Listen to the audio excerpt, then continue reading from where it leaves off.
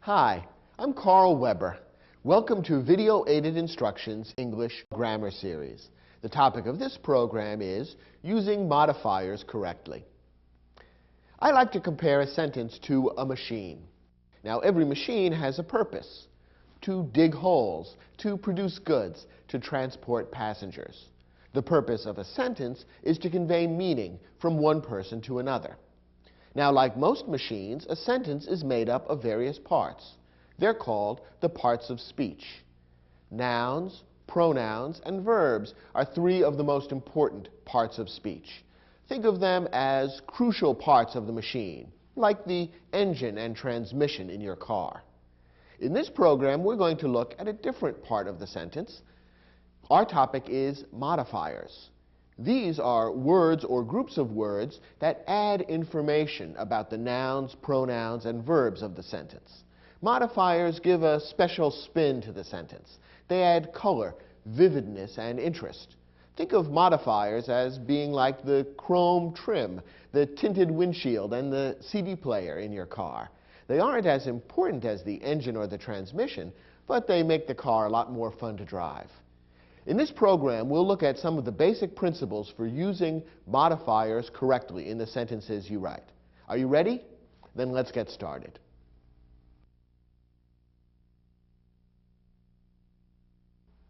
A modifier gives more information about something else in the sentence.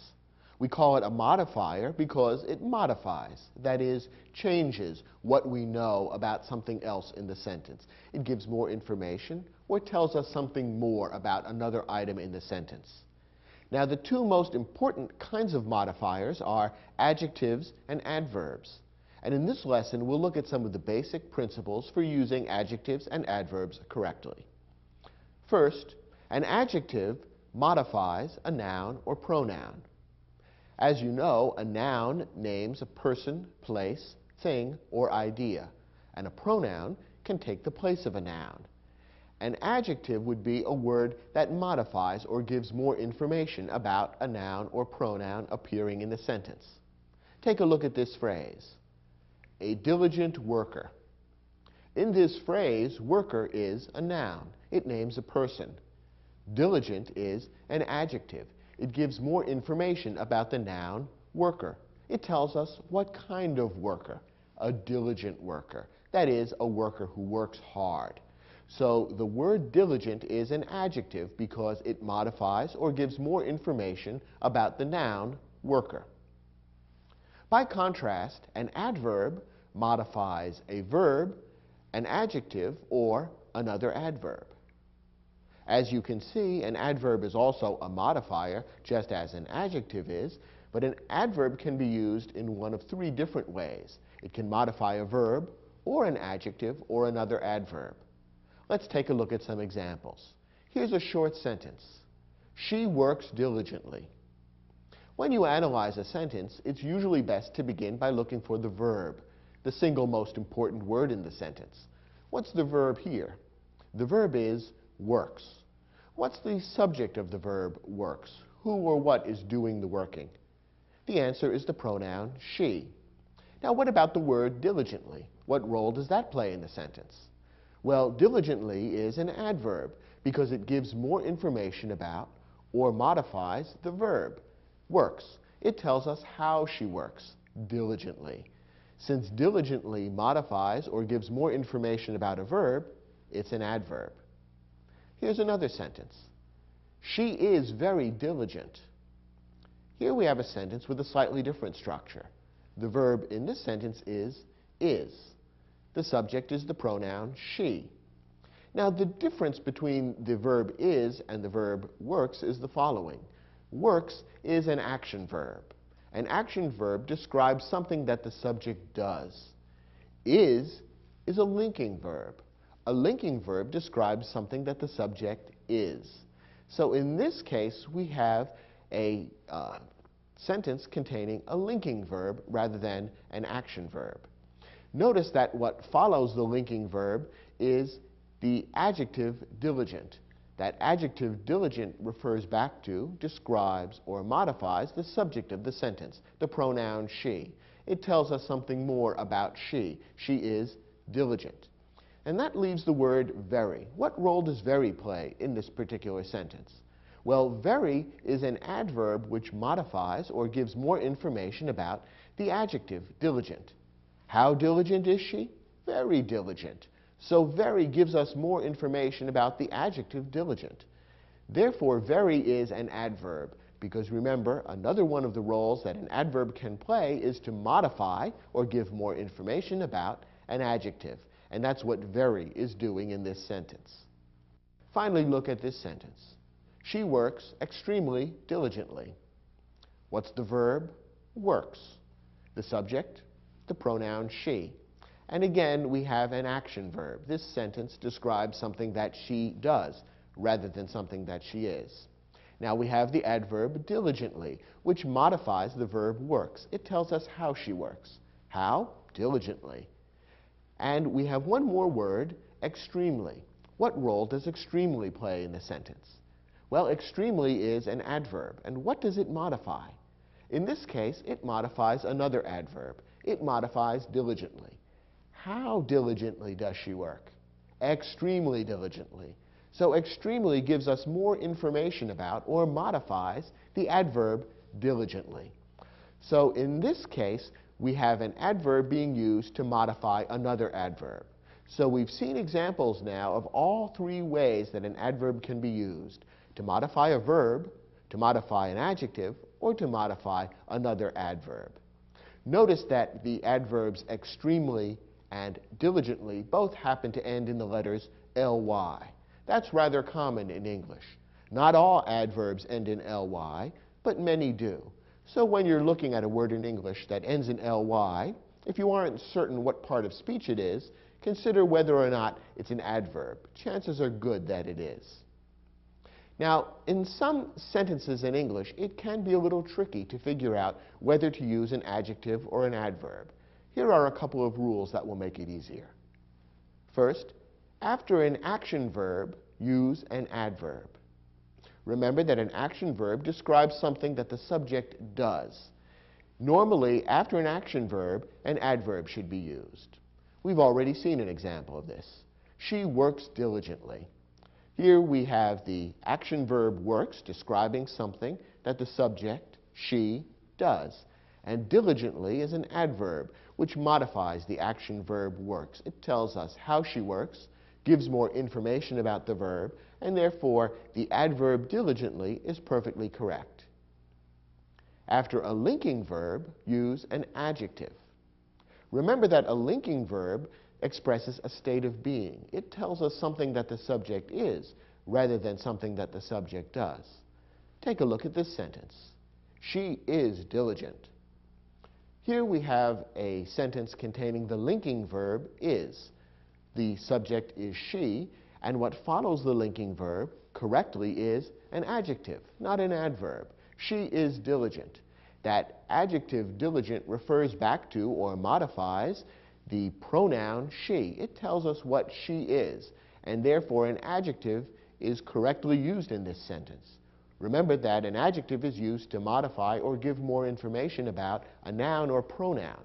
Since diligent refers back to the pronoun she, an adjective rather than an adverb is correct. So in a sentence that contains a linking verb, you generally want to follow it with an adjective, not an adverb. Now, the most common linking verb in English is the verb to be, and is a form of the verb to be. But there are many other linking verbs in English. Looks, seems, appears, feels, sounds. All of these can be linking verbs. To determine whether or not a verb is being used as a linking verb or an action verb, stop and ask yourself, is this sentence describing something that the subject is doing, or is it rather saying something about what the subject is? If the latter is the case, then the verb is being used as a linking verb and should be followed by an adjective. So, for example, if the sentence, she is diligent, instead used one of these other linking verbs, the adjective diligent would continue to be correct. She looks diligent. That's really saying something about what she is rather than what she does. So looks is a linking verb, and diligent, the adjective, is correct. She seems diligent. She appears diligent. She feels diligent. All of these are linking verbs. They're all describing something that she is rather than something that she does. And therefore, the adjective diligent is correctly used. Now, there are a couple of specific modifying words in English that can be tricky because of adjective and adverb confusion. And we'll take the next few moments of this lesson to explain the rules for using these words correctly. One somewhat tricky word in English is the word well. It can be used in a number of different ways. Well can be a noun, for example. It's a hole in the ground from which you get water. A wishing well, for example. Well can also be used as an interjection. That's a word that's very loosely connected to the rest of the sentence. Sometimes you'll hear people begin a sentence with the word well. They'll say something like, well, I think it'll rain later on today. In that sentence, the word well is simply being used almost as a space filler and doesn't have any particular meaning or any grammatical connection to the rest of the sentence. So well can be a noun, and it can be an interjection. In this lesson, we're not going to deal with either of those two uses of the word well. Instead, we're going to talk about how well is used as an adjective or an adverb. What makes it tricky is that when well is used as an adjective, it has a different meaning from when it's used as an adverb. Here's the explanation. When well is used as an adjective, it means healthy. When it's used as an adverb, it means in a good way. It's important to keep these two meanings separate and distinct in your mind. Here are some examples of the correct way to use the word well. The patient looks well today. What's the verb in this sentence? Looks. The subject, patient. Now, is looks in this sentence an action verb or a linking verb? Is it describing something that the patient is doing or something that the patient is? Well, if you think about it, this sentence is really describing something that the patient is. It's not telling something the patient did, but rather that the patient is or seems to be healthy. So the patient's state of being is being described, not an action that the patient is undertaking. So looks in this sentence is being used as a linking verb. What follows a linking verb should always be an adjective. And remember that the word well, when it's used as an adjective, means healthy. Is that being correctly used in this sentence? Of course. Since we're talking about a patient, it would be natural to talk about the state of health of the patient. So this sentence is perfectly correct. The patient looks well today means that the patient appears to be healthy. And that's an example of the correct use of the word well as an adjective to mean healthy. Look at this sentence. The hospital feeds its patients well. What's the verb here? Feeds. The subject, hospital. The hospital feeds. Now, is feeds a verb of action or a linking verb? Is something that the hospital does or something that the hospital is being described? Well, here what's being described is something that the hospital does. It feeds its patients well. In other words, it gives them meals that are good, nutritious, and so forth. So feeds is an action verb. And what follows an action verb should be an adjective or an adverb. Well, it should be an adverb.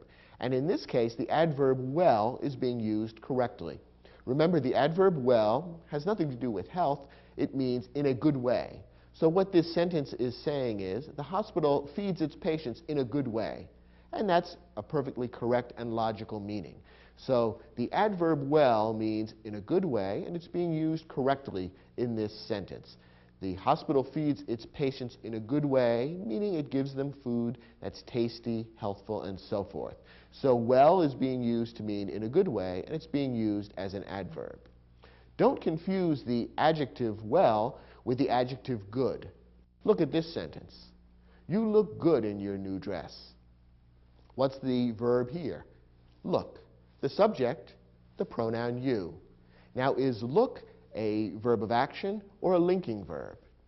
In this case, look is being used as a linking verb. What's being described is not something that you are doing, but rather how you look, how you appear, how you are in the broadest sense. You are good looking. You're looking good today. So what's being described here is not some action that you're taking, but rather a state of being that you have.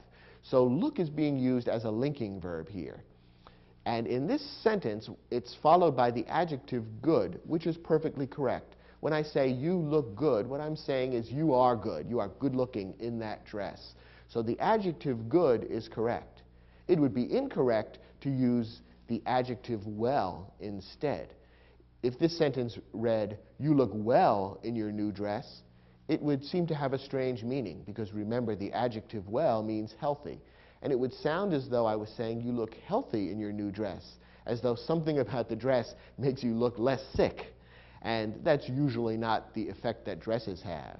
So when following a linking verb, if you want to talk about someone or something being good as opposed to healthy, the adjective good should be used, not the adjective well. It's a little tricky because the adverb well means in a good way, but remember, the adjective and the adverb well have very different meanings. Another word that's tricky in English is badly. Badly is an adverb meaning in a bad way. Use it only with an action verb. Here's an example. The accident damaged the car badly. What's the verb in this sentence? Damaged. The subject? Accident. The accident damaged. Is this an action verb or a linking verb? Well, what's being described is an action, something that the accident did rather than something the accident was. So damaged is an action verb, and what follows it should be an adverb. So the adverb badly is being used correctly in this sentence. How was the car damaged, or how did the accident damage the car? Badly, in a bad way. In other words, the damage was very serious. The car was nearly destroyed. So badly is being used correctly here as an adverb to modify the action verb damaged. Now, the mistake that people sometimes make is to use the adverb badly when the adjective bad would be correct. Look at this sentence. I feel badly about the accident. What's the verb here? Feel. The subject, the pronoun I. I feel badly. Now, is feel an action verb or a linking verb? This one may be a little tricky, but if you think about it, feel is not describing an action. It's not describing something that I'm doing. Rather, it's describing a state of being of me. I feel sad, depressed, unhappy. So the word that follows feel should really be an adjective describing how I am, because it's describing my state of being, not something I'm doing. So the correct wording of this sentence should be, I feel bad about the accident. Bad in this case is being used as sort of a synonym for unhappy, sad, or depressed. So when you're using a linking verb, it should be followed by the adjective bad, not by the adverb badly. It's a mistake that people often make in English, but it's something that you can avoid if you simply remember that a linking verb should be followed by an adjective, not by an adverb. If you can remember and practice these rules for the correct use of well, bad, and badly, you'll avoid some of the most common mistakes that people make when they're using modifiers in English. Well, do you think you've mastered these simple rules? I hope so. Turn to your study guide and you'll find that we've provided an exercise to give you a chance to practice using these rules yourself. Try your hand at the questions in the exercise, and when you're finished, come back to this program and we'll look at the questions together.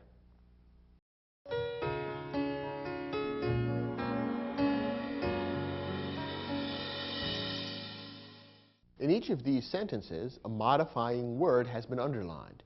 Your job is to decide whether the modifier is correct, and if it's incorrect, to decide what modifier ought to be used instead. Let's take a look at the first sentence.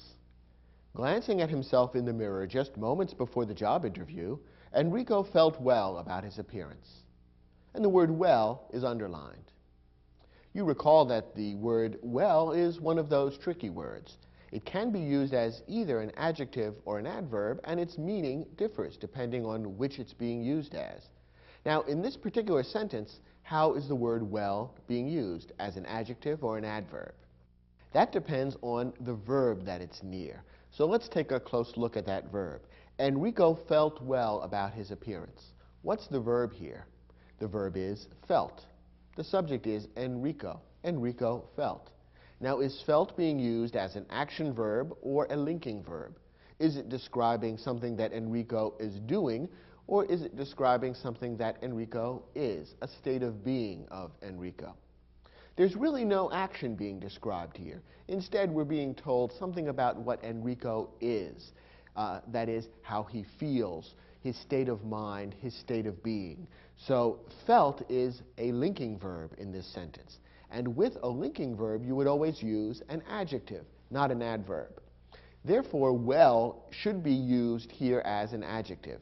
And if that's the case, is it the correct word or not? Is it the correct adjective?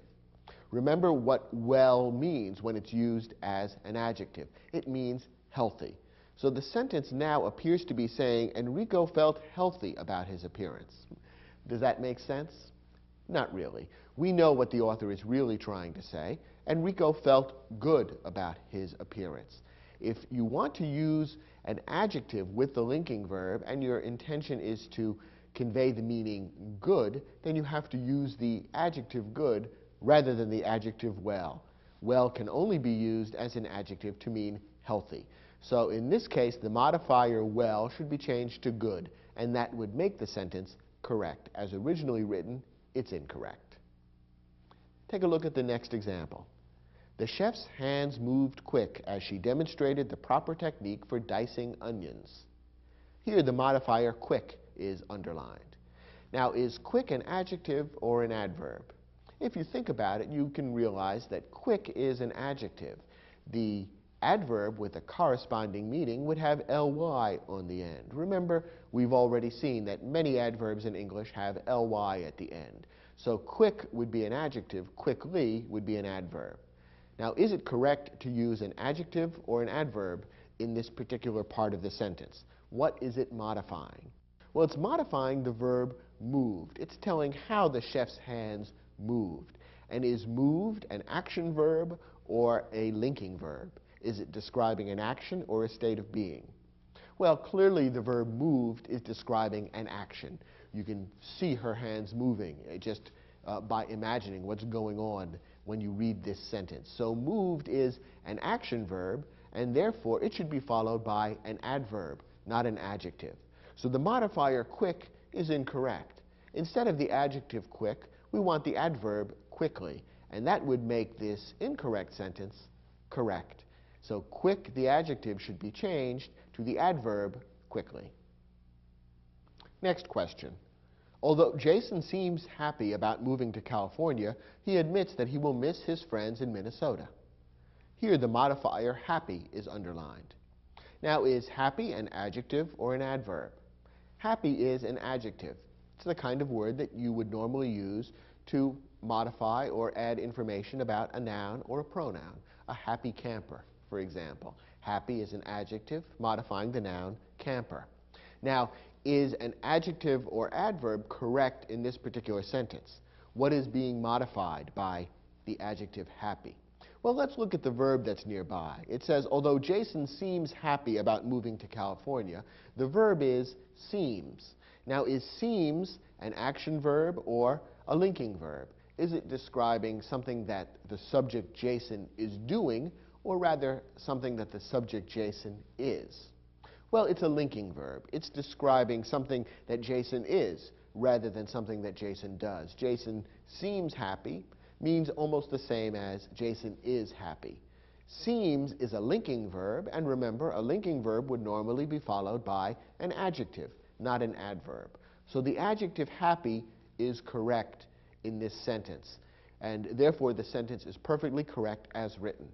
The sentence contains a linking verb which should be followed by an adjective, and it is. So this sentence is correct. Next example. Because of her extreme nervousness, Soon Lee performed the sonata bad during her audition for the college orchestra. And the modifier bad is underlined. Once again, we have the adjective-adverb question to deal with. First of all, is the underlined modifier bad an adjective or an adverb? Well, as we saw in the lesson, badly would be the adverb form. Remember that in many cases in English, an adverb ends in ly, and you can often turn an adjective into an adverb simply by adding ly at the end. So in this case, the adverb is not being used. Instead, we have the adjective bad being used. Now, is the adjective correct in this particular part of the sentence, or should an adverb be used instead? Let's look at the context, and in particular, let's focus on the verb. It says, Soon Lee performed the sonata bad. What's the verb there? The verb is performed. The subject is Soon Lee. Now, is performed an action verb or a linking verb? Is it describing something that Soon Lee did or something that she was? It's describing something that Soon Lee did. Performing the sonata is an action. So performed is an action verb.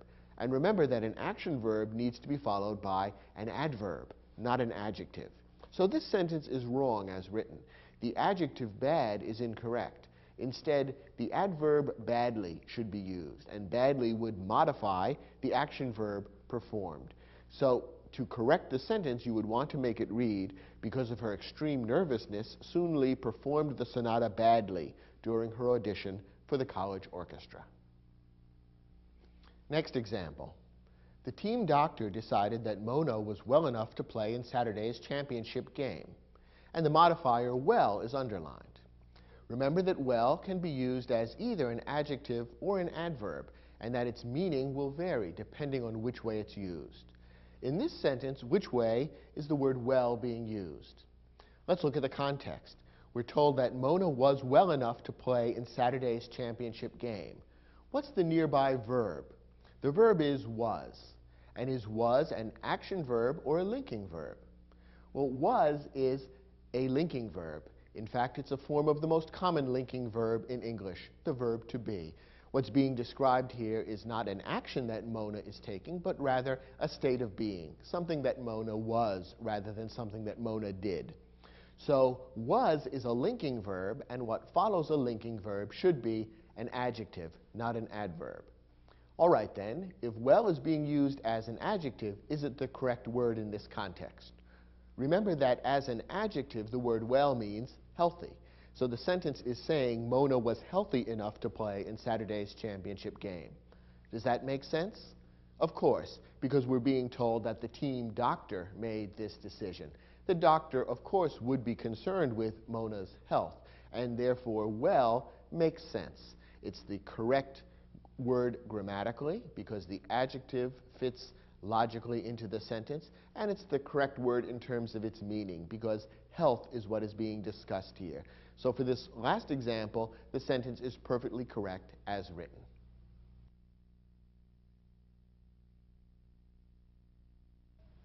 So far, we've been talking about the use of single words as modifiers, namely adjectives and adverbs. Sometimes groups of words can be used as modifiers, specifically phrases and clauses.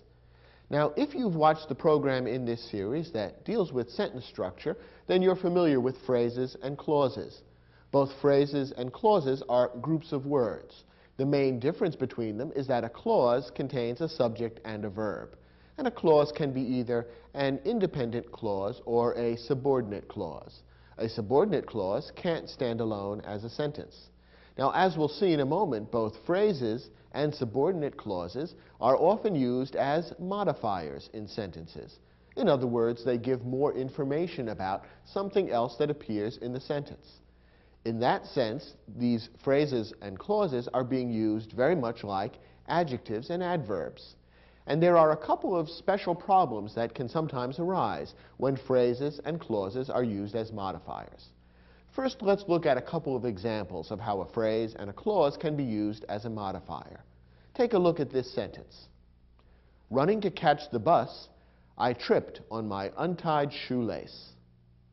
Now, what's the main verb in this sentence? It's tripped. The subject is I, the pronoun. I tripped on my untied shoelace. That's the main action of the sentence. The sentence begins, however, with 5 words that are set off by a comma, and they form a separate phrase, running to catch the bus. Now, what's the function of this phrase in the sentence? What role does it play? Well, if you think about it, what this phrase does is it modifies or gives more information about something else in the sentence. Namely, it gives more information about I. What was I doing? Running to catch the bus. That entire phrase there tells something more about the pronoun I. It describes what I was doing at the time of the accident, of the tripping. So running to catch the bus is acting, the entire group of words is acting in a sense as an adjective.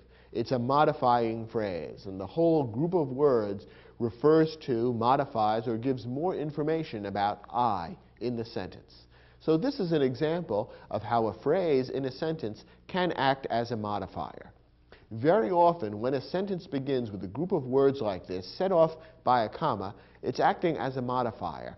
And as we'll see in a moment, it should be near to or next to whatever it's modifying. Take a look at this sentence for a somewhat different example. The food was spoiled because it had been left on the table overnight. Now, this sentence contains two different verbs. First, we have the food was spoiled. This is a clause unto itself because it contains a subject and a verb. The verb is was spoiled, a two-word verb phrase. The subject, food or the food. So the food was spoiled is a clause. It could even stand alone as a sentence. But then we have another clause. Because it had been left on the table overnight is also a clause. It also contains a subject and a verb. The verb is the phrase had been left, and the subject is the pronoun it. Because it had been left on the table overnight is a clause, but it can't stand alone as a sentence. That word at the beginning, because, turns it into a subordinate clause.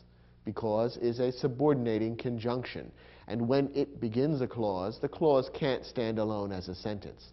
If you saw this standing as a sentence, you would say, that sounds incomplete. I don't understand what's being said. Because turns it into a subordinate clause. So we have a main clause, an independent clause, followed by a subordinate clause, a very common structure for a sentence. Now again, when you think about it, the subordinate clause, and this is usually the case, is acting as a modifier. It's giving more information about something that appears in the independent clause. Because it had been left on the table overnight, that all explains why the food was spoiled. Therefore, this subordinate clause is acting as a kind of adverb. It's giving more information about or modifying the verb was spoiled. So here we have an entire clause acting as an adverb, acting as a modifier. So in the two sentences we've just looked at, we've seen how groups of words can act as modifiers. In the first sentence, we saw a group of words acting as an adjective, modifying the pronoun I. In this sentence, we have a group of words, a clause, acting as an adverb, modifying the verb was spoiled. So now we can see how groups of words, phrases, and clauses can act as modifiers. Now, why does this pose problems for writing English sentences? It can create a problem if the modifying phrase or clause is not placed in the proper relationship to the rest of the sentence. And there are two basic problems to watch out for. Here they are. First, when a modifier is separated from the word or words it modifies, causing confusion, it is called a misplaced modifier. A modifying phrase or clause should always be placed as close as possible to the word or words it modifies. That way, it's obvious to the person reading the sentence exactly what idea is linked to what. When the link is not clear, when the two things are not placed close to one another, then confusion, even momentary confusion, arises, and the sentence is considered wrong. And then we have the problem of the misplaced modifier. Take a look at this sentence. Painted bright yellow, the decorator selected a new cabinet for the kitchen. Now this sentence begins with a modifying phrase, painted bright yellow. Very often, as we've seen, a modifying phrase appears at the beginning of the sentence, and it's usually set off by a comma from the rest of the sentence. Now, what immediately follows the modifying phrase should be the word or words that the modifying phrase refers to or modifies. In this case, we have painted bright yellow followed by the decorator. If you stop and think about it for a moment, it almost sounds as though the sentence is saying that the decorator was painted bright yellow. Of course, that's not the idea. A person would never be painted bright yellow. And so after a few seconds of confusion, the reader immediately figures out what is really going on. The thing that's really painted bright yellow, of course, is the new cabinet that has been selected for the kitchen by the decorator. But there is a moment or two of confusion, and it's actually a little comic if you think about what the sentence seems to be saying. Painted bright yellow, the decorator selected a new cabinet for the kitchen. It doesn't really make sense, and it's a little bit confusing, causes the reader to pause just a second to get his or her bearings and figure out what's actually being said. And that's not the kind of effect you want your writing to have. Ideally, a sentence should be perfectly clear the first time through and not cause the reader to pause. This particular sentence violates the rule by separating the modifying phrase from the word that it modifies, and therefore we have a misplaced modifier. Now, how do you correct a misplaced modifier? The easiest and usually the best way to correct it is simply to move the modifying phrase or clause so that it is next to what it modifies. So to correct this sentence, we would want to move the words painted bright yellow and put them next to the cabinet.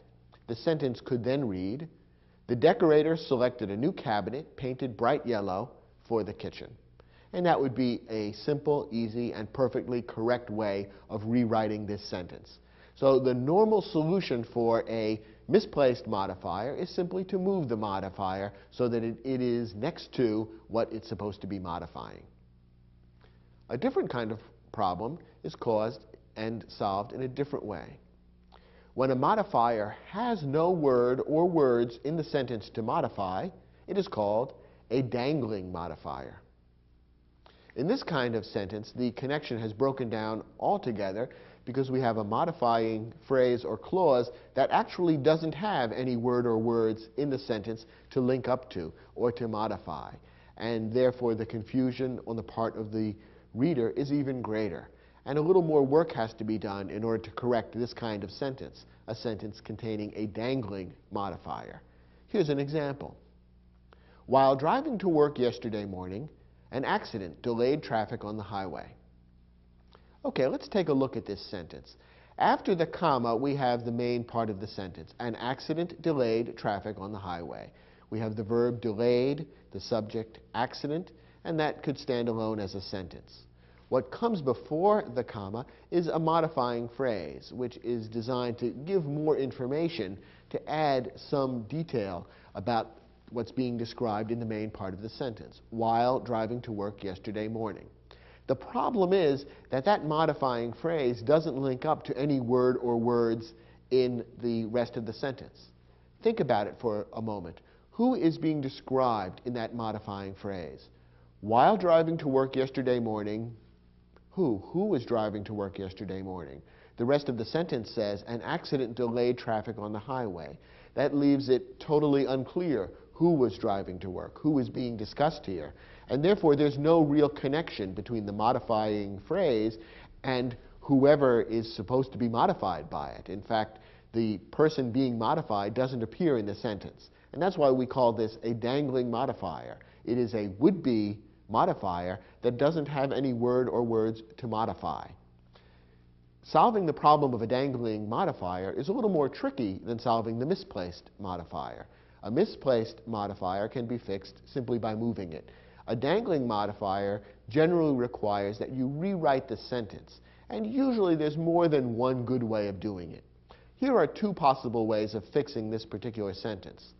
One way would be to take the modifying phrase and turn it into a subordinate clause, adding a subject and a verb, and thereby making it much clearer what's being described. If you were to do that to this sentence, it might read as follows. While I was driving to work yesterday morning, an accident delayed traffic on the highway. Notice that we've now taken the modifying phrase, while driving to work yesterday morning, and turned it into a clause with the complete subject and verb, I was driving, while I was driving to work yesterday morning. Notice that it's no longer unclear who is being referred to in that phrase, driving to work yesterday morning. Now, it's obvious that I'm the one who was doing the driving. And therefore, turning this into a subordinate clause makes it perfectly clear and solves the problem of the dangling modifier. Another way of solving the problem would be as follows. Remember that the modifying phrase or clause should always be next to what it modifies. Therefore, what you could do with this sentence would be to keep the modifying phrase at the beginning of the sentence and just make sure that what immediately follows it explains who or what was doing the driving.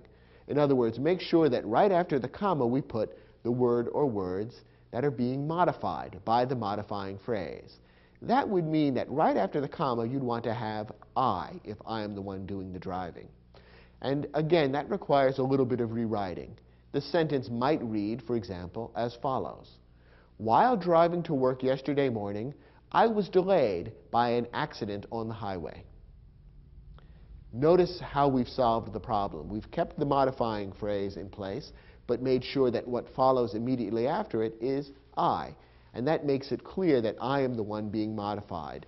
I was the one who was driving to work yesterday morning. And then, of course, we've had to rewrite the clause a little bit to make it clear exactly what was going on. I was delayed is the way of rewriting that clause so that it contains the same meaning but begins with I. So the problem of the dangling modifier exists when you have a modifying phrase or clause that isn't connected logically to the rest of the sentence. And usually there's more than one way of fixing it. And in this case, you have at least two alternatives, and there probably are other acceptable ways of fixing it. The important thing is to make sure that when you have the rewritten sentence, that you read it through and make certain that any modifying phrases or clauses are right next to the word or words that they're intended to modify. That way the sentence will be logical, clear, and easy to read.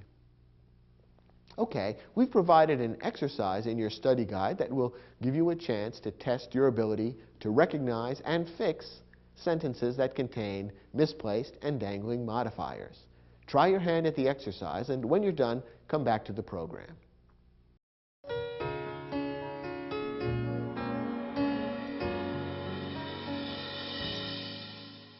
Let's take a look at the first sentence. Having lost one of the most controversial elections in history, many expected Al Gore to run for president again in 2004. Does this sentence contain a misplaced or dangling modifier? Well, first, let's see if we can locate the modifying phrase or clause. As in many sentences, it appears at the beginning of the sentence, separated by a comma from the rest of the sentence. Having lost one of the most controversial elections in history. Perhaps you can even hear when you read that sentence that that whole long phrase there is describing someone, and it should be next to the person that it describes or modifies. Now, what comes immediately after the comma? Well, immediately after the comma we have the word many. It's a pronoun referring to many people. Now, is that correct? Having lost one of the most controversial elections in history, many expected Al Gore to run for president again in 2004. No, that's not correct, because what's right next to the modifying phrase is not the word that it is intended to modify. It is not the many people who lost one of the most controversial elections. The person who lost the controversial election was Al Gore. So for this sentence to be correct, that modifying phrase would need to be followed immediately by Al Gore, not by the pronoun many. Now, as with many of these kinds of sentences, there's more than one way to fix it. This is technically a misplaced modifier. The modifying phrase should be next to Al Gore. So one way to fix it would be to simply move the entire phrase next to Al Gore, in which case the sentence might read like this.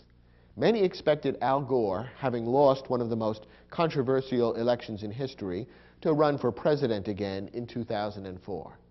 This is all right. It would be a perfectly correct way of fixing the sentence. It does put the modifying phrase right next to the word it's intended to modify, Al Gore.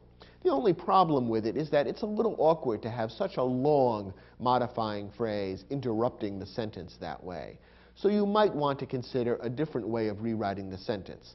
You might, for example, want to rewrite the sentence so that the modifying phrase remains at the beginning of the sentence, but that Al Gore then follows immediately afterward, in which case the sentence might read something like this. Having lost one of the most controversial elections in history, Al Gore was expected by many to run for president again in 2004. Notice that we've had to rewrite the sentence somewhat to make Al Gore the subject of the passive verb was expected. You have your choice then of more than one way of rewriting this sentence. In either case, the problem of the misplaced modifier has been fixed by placing that modifying phrase next to the word or words that it's intended to modify, namely Al Gore. Next example. Distracted by the demands of my 2 children, the chicken in the oven burned. Here we have a dangling modifier. The sentence begins with a modifying phrase, distracted by the demands of my 2 children. Remember that what follows immediately should be the word or words that are being modified. In other words, who was distracted by the demands of my 2 children? Well, presumably that was me. I would normally be the one that my children would come to, but I don't follow the modifying phrase. Instead, the words the chicken in the oven follows. It almost makes it sound as though the chicken was distracted by the demands of my 2 children, and I don't think that's the case. The chicken in the oven has other more serious problems.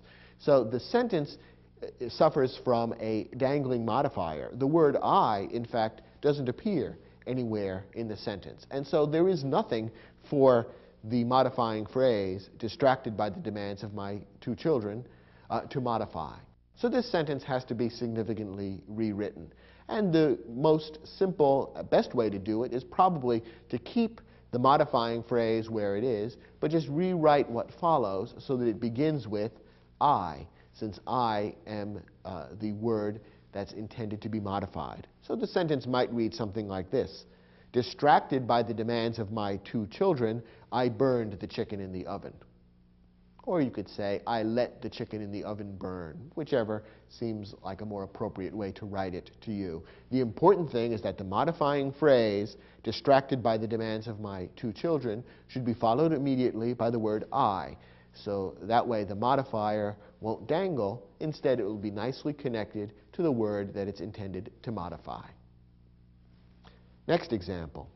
When birds fly in the path of an airplane, they can produce dangerous and costly accidents. This sentence is perfectly correct as written. It begins with a subordinate clause, when birds fly in the path of an airplane. And that clause is acting as an adverb. It is modifying the verb can produce that appears in the second part of the sentence. It's explaining under what circumstances the birds can produce the dangerous and costly accidents. In this case, we have a modifying clause at the beginning of the sentence which is quite close to the word or words that it's intended to modify.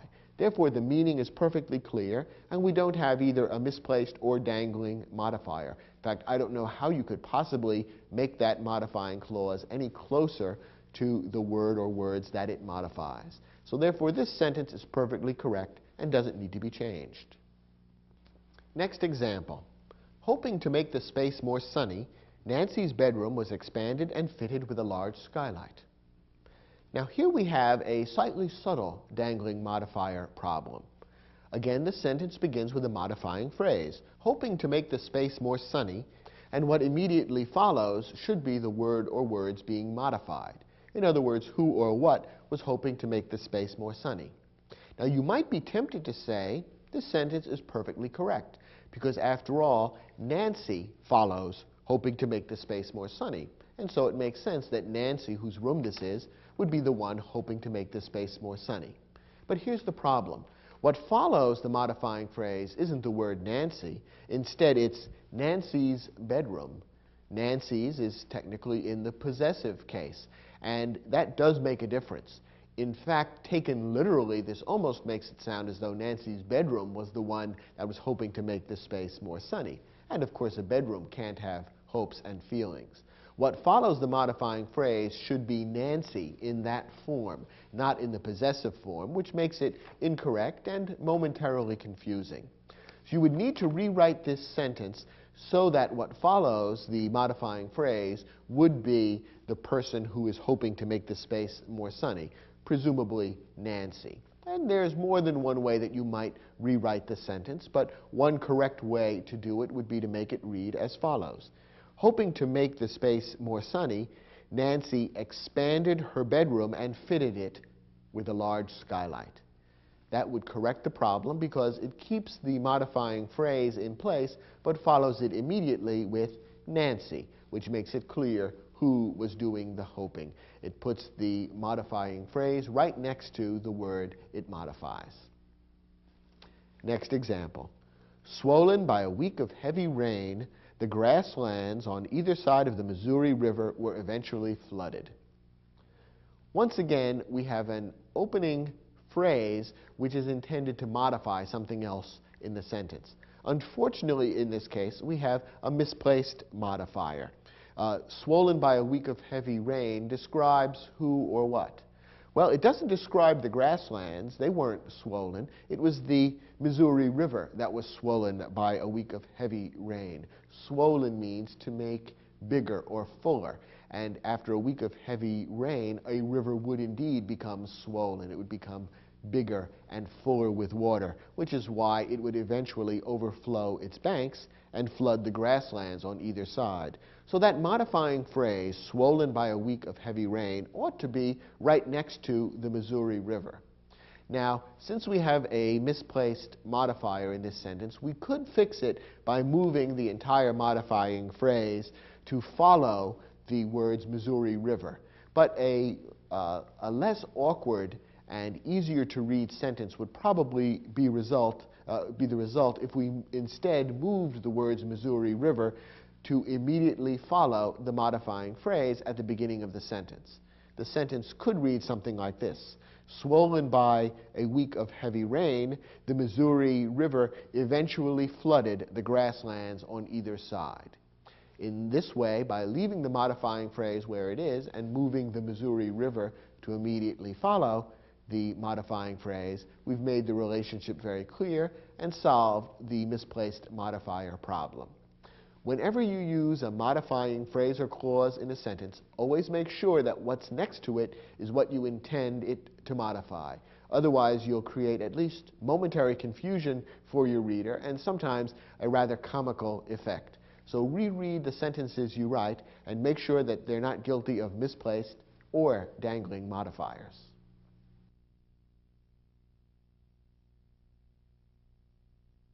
Now let's go back to one-word modifiers, adjectives and adverbs. Sometimes modifiers are used to compare two or more people, things, actions, or qualities. In fact, there are 3 degrees of comparison.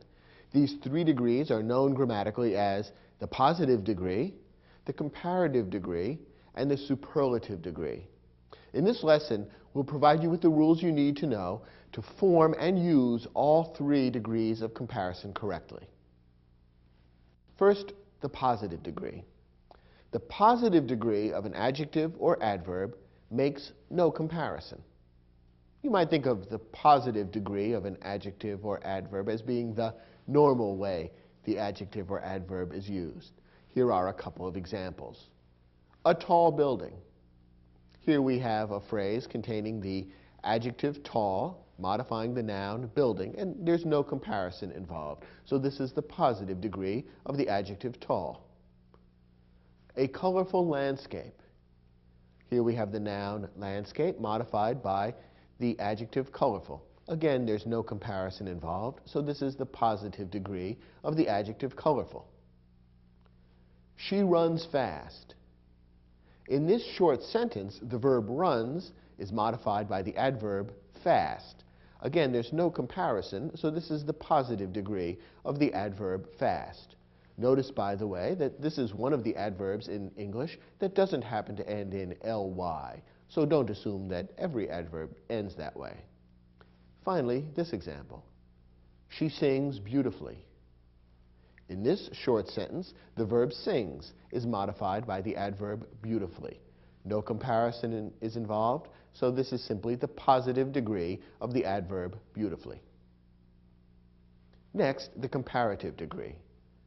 The comparative degree of an adjective or adverb compares 2 people, things, actions, or qualities.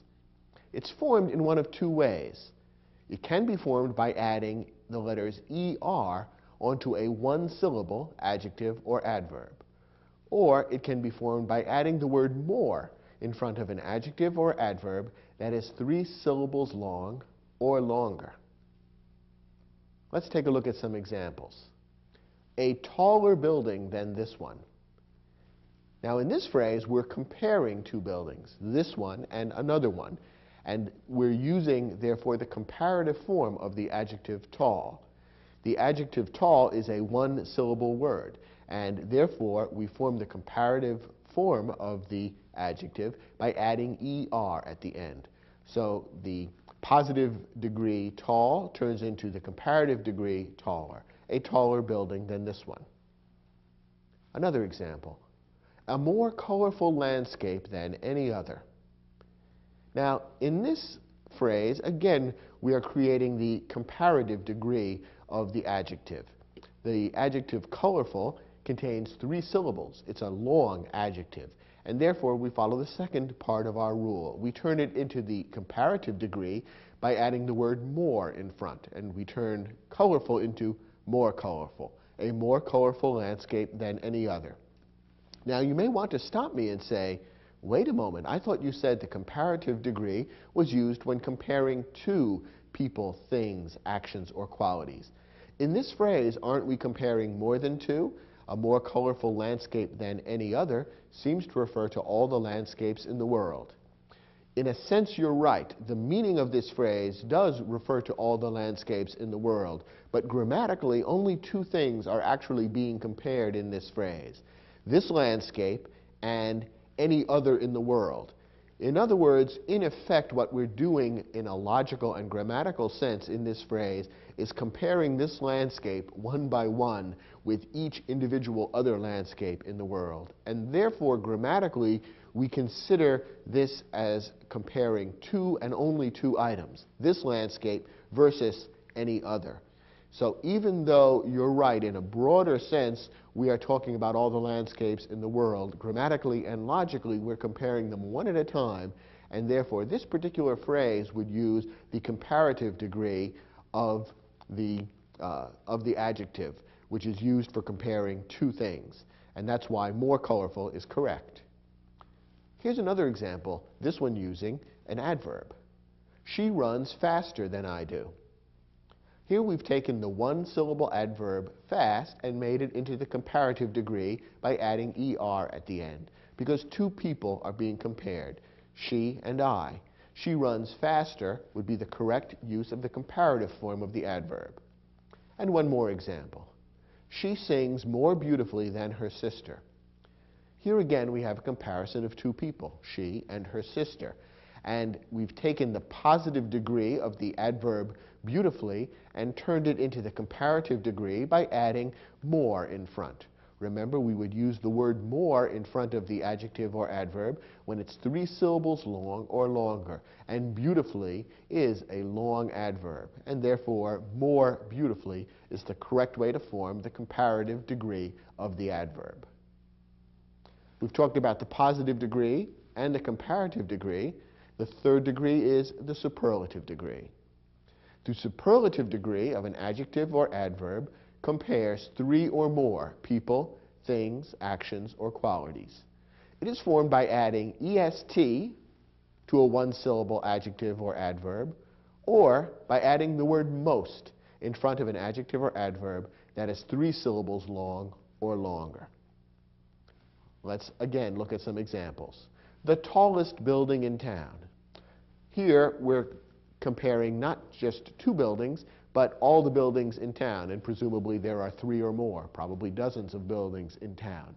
And therefore, rather than the comparative degree, we use the superlative degree, which is formed by adding EST to a one-syllable adjective. So we've taken the one-syllable adjective tall and turned it into tallest. The most colorful landscape in the state. How many landscapes are there in the state? Who knows, but there are dozens or hundreds, depending on how you define a landscape. In any case, there are certainly more than 2. So we want to use the superlative degree of the adjective colorful. Since colorful is 3 syllables or longer, we form the superlative degree by adding the word most in front of it, the most colorful landscape in the state. Now a couple of examples with adverbs. She runs fastest of all the members of the track team. It seems obvious that there is more than 2 members of the track team, and therefore we want the superlative degree of the adverb. Starting with a 1-syllable adverb fast, we turn it into the superlative degree by making it fastest, simply adding the letters est at the end of the 1-syllable adverb. And finally, of all the members of the chorus, she sings most beautifully. Again, we're dealing with a comparison of 3 or more individual people, and therefore we want the superlative degree of the adverb. Since we're dealing with an adverb that's 3 syllables long or longer, we form the superlative degree by adding the word most in front of the word. So we end up with, of all the members of the chorus, she sings most beautifully. Now, we've spoken about how to form the comparative and superlative degrees of adjectives and adverbs that are 1 syllable long or 3 syllables long and longer. You are probably wondering, what do we do with adjectives and adverbs that are 2 syllables long? Well, here's where it gets a little tricky. In fact, it varies. If an adjective or adverb is 2 syllables long, use your judgment and your ear to decide how to form the comparative and superlative forms. You can either add er and est if you want, or you can add the words more and most, depending on which sounds right. And in most cases, it will be fairly obvious which sounds better. Let me give you a couple of examples. Take the adjective hungry, a hungry man. How would you form the comparative and superlative forms of hungry? Well, you could add er, I think, to hungry and est to hungry to form the comparative and superlative degrees, and the word would sound just fine. A hungry man, this man is hungrier than that man, this man is the hungriest of all. I think that sounds fine. So here we have a 2-syllable adjective where the comparative and superlative degrees can be formed by adding er and est to the same word. On the other hand, take an adjective like gorgeous, a gorgeous day. How would you form the comparative and superlative degrees of that? Well, you could add er and est, but I think the result sounds a little awkward and is even a little difficult to pronounce. A gorgeous day, tomorrow will be even gorgeouser, and next week should be the gorgeousest of all. It's very hard to say that because of all the S sounds. And so the correct way to modify gorgeous and come up with the comparative and superlative degrees would be to add the extra word. Gorgeous, more gorgeous, most gorgeous. You can try this exercise with other 2-syllable adjectives and adverbs. Easy, for example, would probably be translated into the comparative and superlative degrees by adding er and est. Easy, easier, easiest. Quickly, on the other hand, sounds less awkward if you use more and most. Quickly, more quickly, most quickly.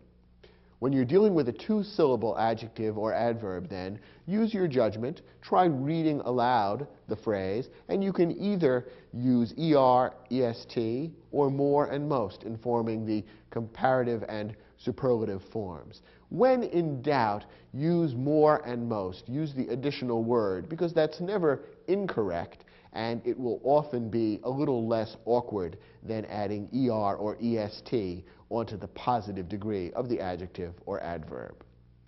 Now, just to complicate your lives a little more, it's also true that in English, a few adjectives and adverbs have irregular comparative and superlative forms. That is, the comparative and superlative degrees are created not following any of the rules we've given so far. And you simply have to memorize the proper comparative and superlative degrees of these particular words. Here are the ones you need to know. Good is the positive form of the adjective. The comparative is better. The superlative is best. Bad is the positive form of the adjective. Worse is comparative.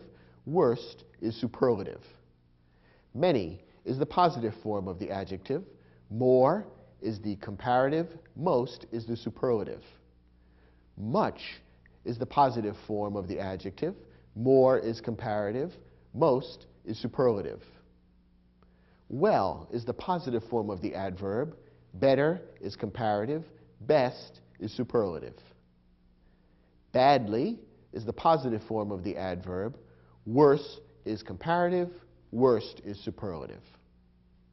In this lesson, we focused on the rules for creating the comparative and superlative degrees of adjectives and adverbs. Using these forms correctly can also be tricky in its own right, and we'll focus on some of the problems that arise in the next lesson. But first, turn to your study guide and try your hand at the exercise we provided to test the rules you've just learned. When you've finished, come back to this program, and we'll look at the exercise together.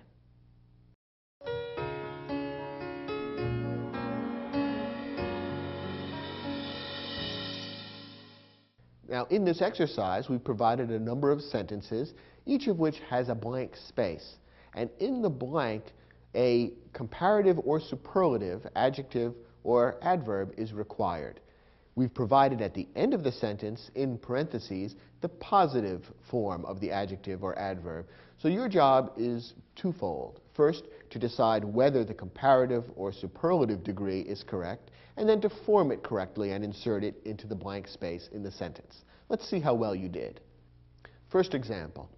Pablo Picasso and Juan Gris began painting around the same time, but Picasso continued painting blank, then Gris. And the positive form of the adverb that we want appears at the end, long. So the first question is, do we want the comparative or superlative form of the adverb?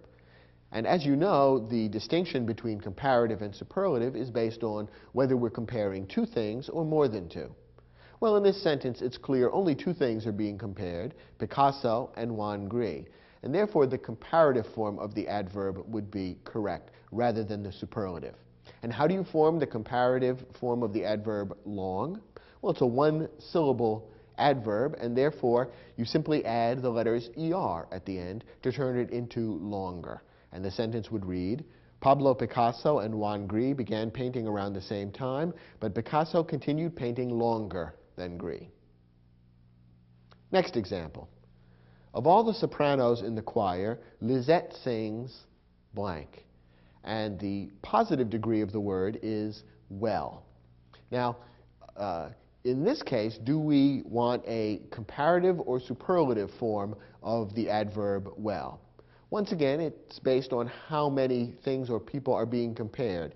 And in this case, it seems clear that more than two people are being compared. The sentence reads, of all the sopranos in the choir. And in a normal choir, you would certainly have more than two sopranos.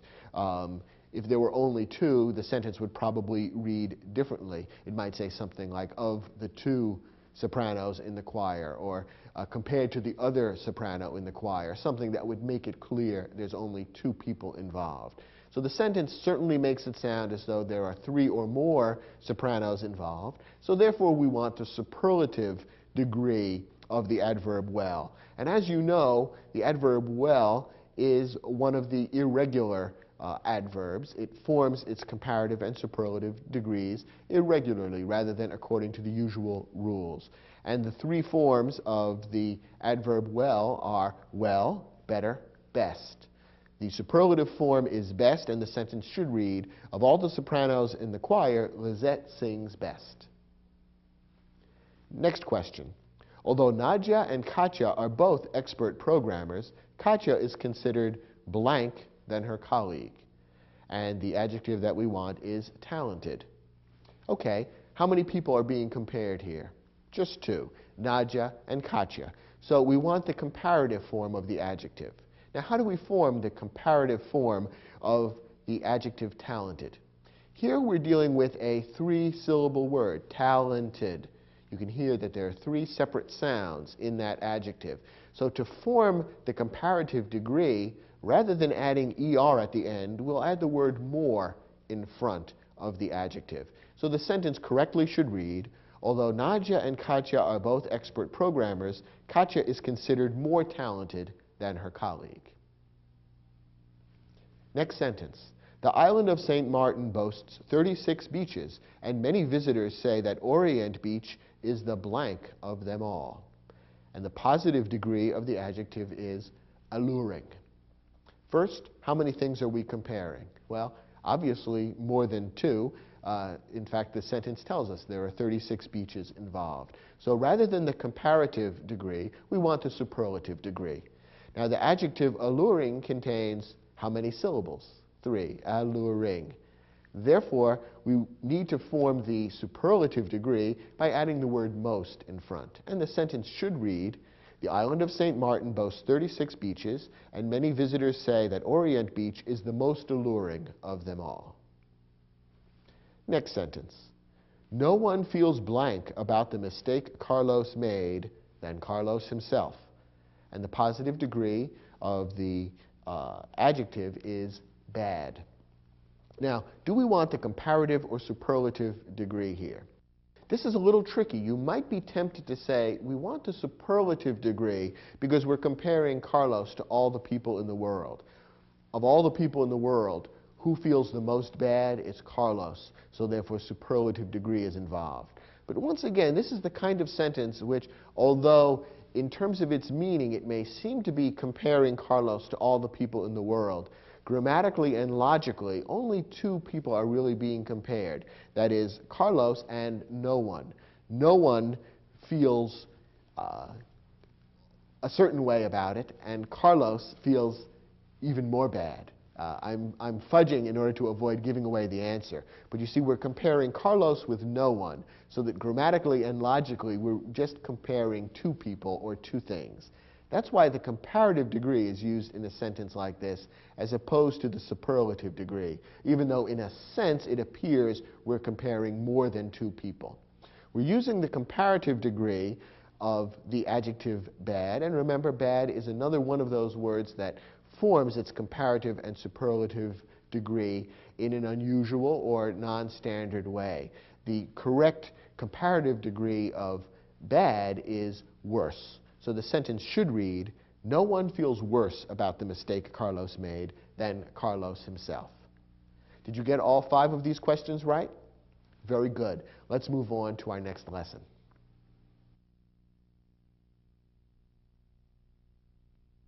Now, there are certain mistakes that people often make when using comparisons in sentences. In this lesson, we'll look at the 3 most common such mistakes and learn how to avoid them. First, avoid making a double comparison. A double comparison, what does that mean? Well, look at this example and then we'll discuss it. After dinner, the orchestra began playing a series of more livelier melodies. Maybe you can hear that something has gone a little wrong with the comparison here. What exactly went wrong? Well, remember that there are 2 different ways of forming the comparative and superlative degrees. You can either add ER or EST at the end of the word, or put more and most at the beginning of the word. And generally, you choose between these 2 methods based on the length of the word. If the word is short, you would add ER or EST. If the word is long, you would use more and most. And with 2-syllable words, you could go either way depending on how the word sounds to you. Well, occasionally people get a little confused and end up using both methods. That is, they use ER and EST at the end of the word and also stick more and most in front of the word. And that's what the author of this sentence has done. Rather than choosing between the 2 methods for creating the comparative degree of the adjective lively, the author has simply chosen to use both methods, and that has created what we call a double comparison. After dinner, the orchestra began playing a series of more livelier melodies. Now, what would be the correct way to write this sentence? Really, the author has 2 choices. Remember that when you have a 2-syllable adjective, lively, you have a choice of whether to use ER at the end of the word or more at the beginning of the word, depending on which sounds better to you. So the author could have written the sentence in either of 2 ways. The author could write, after dinner, the orchestra began playing a series of more lively melodies. Or the author could write, after dinner, the orchestra began playing a series of livelier melodies. Either one is really correct. It's just a matter of personal preference. The only thing that's wrong is to use both methods and create a double comparison. Here's the second common type of mistake. Some adjectives are absolute and cannot be compared. This means that there are certain qualities that are considered to either exist or not exist, and therefore it's not considered appropriate or logical to deal with comparative or superlative degrees. Either you are or you aren't, and you can't be more or less. For example, some of the adjectives that are considered absolute are first, last, equal, and unique. Perhaps you can see why these would be considered absolute qualities, which can't really be compared. For example, first. If you are first in line, you're first in line. No one else could be more first than you, or the most first. Either you're first or you're not. Perhaps the adjective where we see this mistake most often made is the word unique. Literally, the word unique means one of a kind. If something or someone is unique, that means there's no one else, nothing else like them in the world. They are simply different from everything or anybody else. And any one thing that is unique would be just as unique as anything else.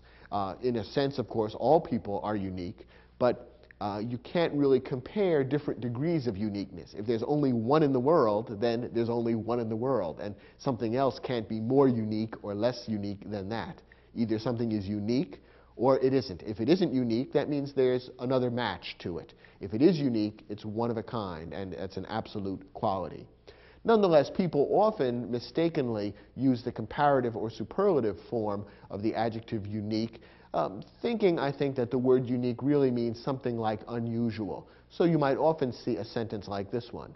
The architectural designs of Frank Gehry are the most unique in the world today. This is really wrong because it is creating the superlative degree of the adjective unique, which should be considered absolute and therefore not comparable. You could make this sentence correct by changing the word unique to a word like unusual or distinctive.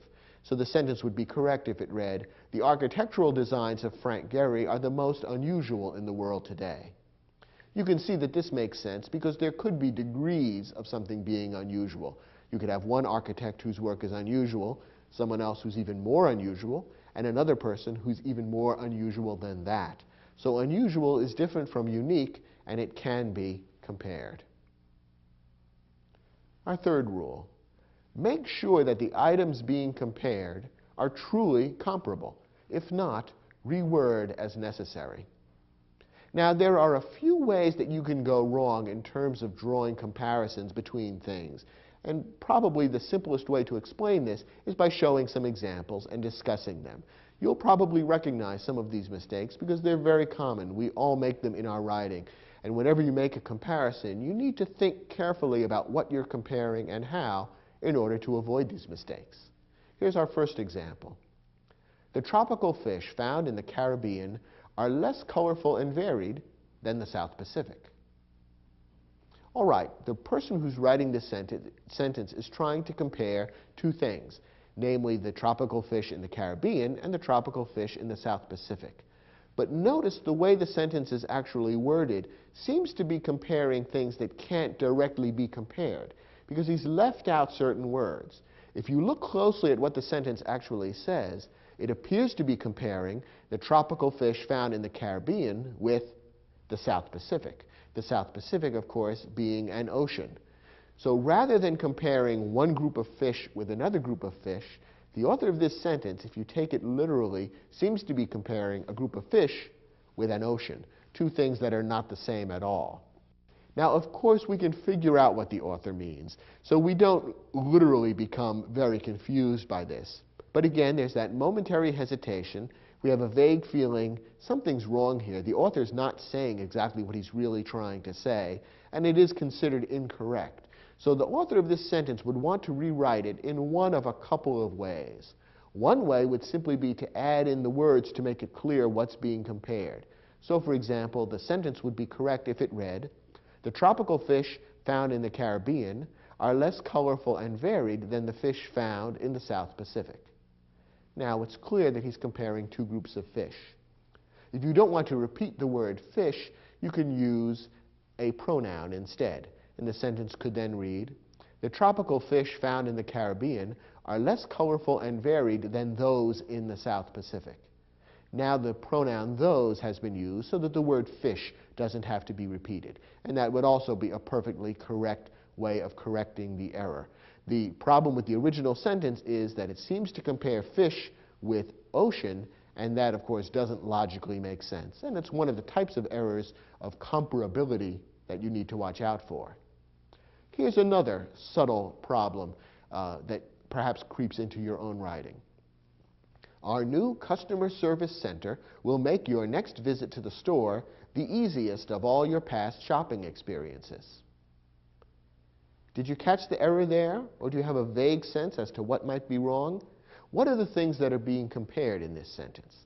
Well, the person who wrote this sentence is trying to compare your next visit to the store with all your past shopping experiences. Well, that's fine, but notice that the way it's written, it makes it sound as though your next visit to the store is one of your past shopping experiences, because the sentence says your next visit to the store will be the easiest of all your past shopping experiences. The way the sentence is worded, it makes it sound as though your next visit is part of the group of your past shopping experiences. And of course, that doesn't make sense.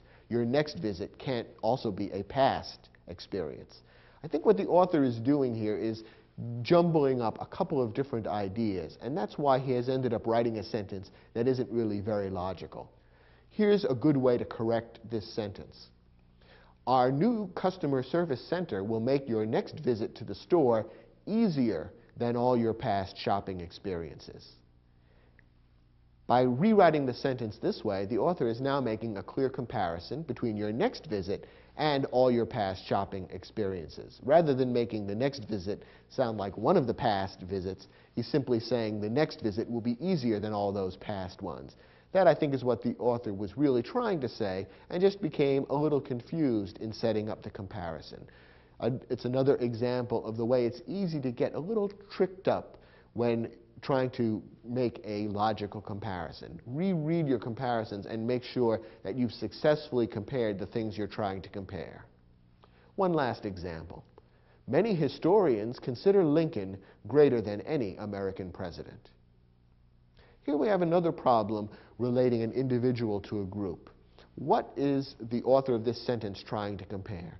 He's trying to compare Abraham Lincoln with all the other American presidents. But you notice what I just said, comparing Lincoln with all the other American presidents.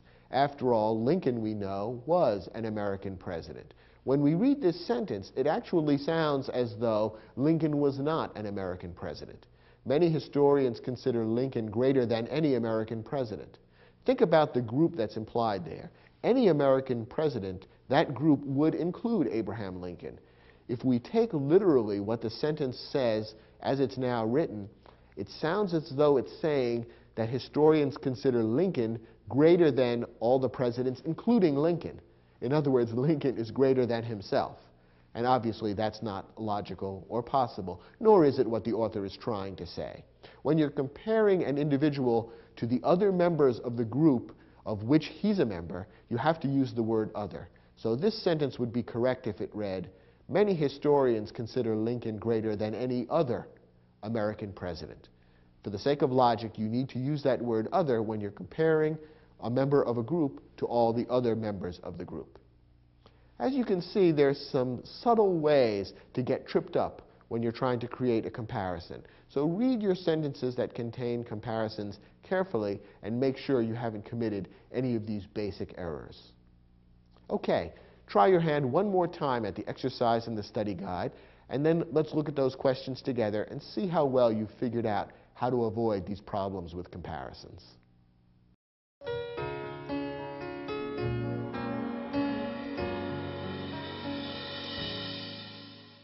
Now, in these sentences, there's a comparison in each one, and only one is completely correct. The others all have an error of one kind or another, and your job is to locate the error and then figure out how to correct it. Let's see if you were able to do that. Start with the first example. The story of the development of anesthesia is stranger than any other scientific discovery. Here we have a subtle problem of comparing two things that aren't really comparable. Why is that? Well, let's see. What are the two things that are being compared in this sentence? First, we have the story of the development of anesthesia, and that is being compared to any other scientific discovery. Do you see what's wrong with this comparison? On the one hand, we have a story, and on the other hand, we have a scientific discovery. What's missing from the second part of the comparison is the idea of a story. What we're really trying to say, what the author is trying to say, is that one story is stranger than any other story. But the word story is necessary, otherwise you seem to be comparing the story with the discovery. And those are really two slightly different things. So the right way to state this same concept would be to say something like the following. The story of the development of anesthesia is stranger than the story of any other scientific discovery. Or if you don't want to repeat the word story, you can replace it with a pronoun and write the sentence this way. The story of the development of anesthesia is stranger than that of any other scientific discovery. Either way would be perfectly correct. The point is that you need to make the comparison between two comparable things, the story and other stories, as opposed to the story and the discovery, which are two incomparable, different things. Our next example is the sentence that happens to be perfectly correct. The Hermitage in St. Petersburg has the world's most impressive collection of paintings by Rembrandt. Here the Hermitage collection is being compared with all the other Rembrandt collections in the world. There are more than two, and so therefore the superlative form of the adjective impressive is correct, and there's no problem with comparability, there's no double comparison, and no adjective that is absolute has been mistakenly compared. So this sentence doesn't contain any errors, it's perfectly correct as written. Our next sentence does contain an error. The government of Switzerland is older than any government in Europe. Here we have a problem because Switzerland is, after all, a government in Europe, or Switzerland is a country in Europe. By saying that the government of Switzerland is older than any government in Europe, it seems to be saying, if you take it literally, that the government of Switzerland is older than any government in Europe, including that of Switzerland, since Switzerland is one of those governments in Europe.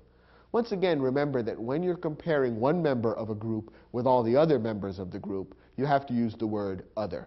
So this sentence would be correct if it read, the government of Switzerland is older than any other government in Europe. Next example. Both Sheryl Crow and Bjork are gifted songwriters, but the music of Bjork is more unique than that of Sheryl Crow. Well, we're comparing two things, and so therefore the comparative form of the adjective is correct. But there is a problem because we're trying to compare the adjective unique, which, as we've seen, is an absolute. Either something is unique or it isn't. There's really no such thing as more unique or less unique. I think the author of this sentence is probably trying to say something else about the music of Bjork, and therefore the sentence could be corrected by changing unique to some other adjective which is comparable. So, for example, the sentence would be perfectly correct if it were written like this. Both Sheryl Crow and Bjork are gifted songwriters, but the music of Bjork is more distinctive than that of Sheryl Crow. So that would be one way of correcting the sentence. You could use other adjectives instead, such as unusual, but unique can't be used in this comparative or superlative form. Next example. Generations of travelers have described the waters of the Dead Sea as the most saltiest on earth. Our problem here is the problem of the double comparison. Remember that when you have a two-syllable adjective, you have two different ways of forming the comparative and superlative forms. Now, here we are dealing with a two-syllable adjective, salty. So we could create the superlative form by using most salty or saltiest. Either one would be correct. Unfortunately, the author of this sentence has chosen to use both, and that's a problem. That's considered grammatically wrong to use the double comparison, to use both forms of the superlative degree. So the sentence could be corrected in either of two ways. Generations of travelers have described the waters of the Dead Sea as the most salty on earth, or generations of travelers have described the waters of the Dead Sea as the saltiest on earth.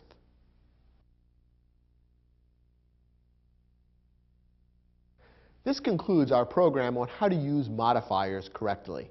Now you're an expert in using adjectives and adverbs and in creating interesting comparisons. So you should be able to go out and sprinkle your writing with all kinds of lively, vivid, colorful, and interesting descriptions using these modifiers correctly. And you can do it without fear of making a grammatical error. Thanks for watching, and I'll look forward to speaking with you on other programs in the Video Aided Instruction English Grammar Series.